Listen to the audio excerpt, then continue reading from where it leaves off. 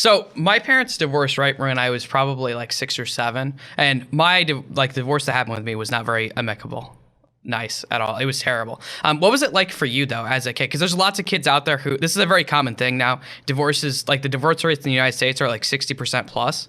Sure. And so it's pretty. How did you kind of like handle it? What was it like for you? So maybe someone else could kind of relate to that and be like, oh, look at Mitch. Mitch went on to do great things with his life.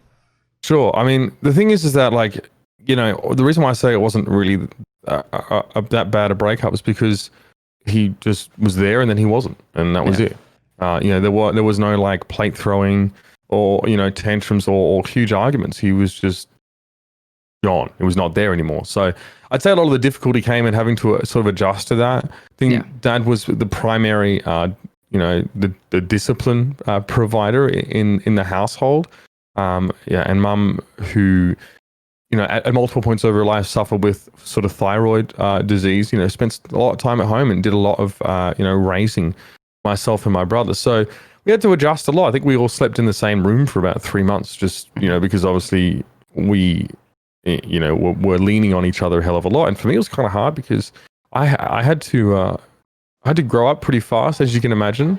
Yeah. The tricky part is that like as a child, I had minimal discipline. I was not motivated. I was very lazy. I look back now and I think, man, if I just stuck to this thing or that karate class or the soccer team that I was on when I was a kid, I could have done so much more, but that just wasn't who I was. And, much to the frustration of my dad, I was just not, I didn't really care that much about anything except watching Dragon Ball Z on Cartoon Network in the afternoon. I was just I was very introverted. I read a lot of books and was not popular. I didn't talk to people at all. I'm sure my parents definitely wondered, whether I had a learning disability when I was young. I was definitely pretty poorly behaved in school. It so happened that, one specialist identified that I was probably just a bit bored. I was pretty bright, but just had no social skills to speak of. So growing up like that, and so you move out to a country town, right, where things are very different. I grew up in a city of 4 million people, so going to this place was tough. It was an odd town because it was a country town, but it had the highest concentration of multimillionaires in the Southern Hemisphere per capita because it is a tuna farming town, and the Japanese just spew money into that part of the world because that's where a lot of their finest tuna comes from. In Port Lincoln, they farm tuna in these large rings. They drag these rings out into the ocean, they put the tuna in there, and then they slowly bring them back when it's time to harvest, like when they harvest the tuna.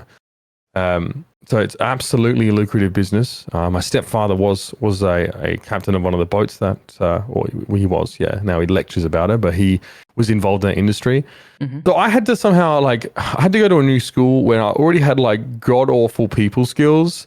And like these country kids were pretty switched on, they'd had like, I'd say pretty pragmatic upbringings. Like they kind of understood how to interact with one another. So, I had to, without a father around as well, and I would say a fairly formative period of my life to give me, a lot of their guidance, even in things like controlling your anger or, how to constructively sort of work through, emotions that all young boys have growing up.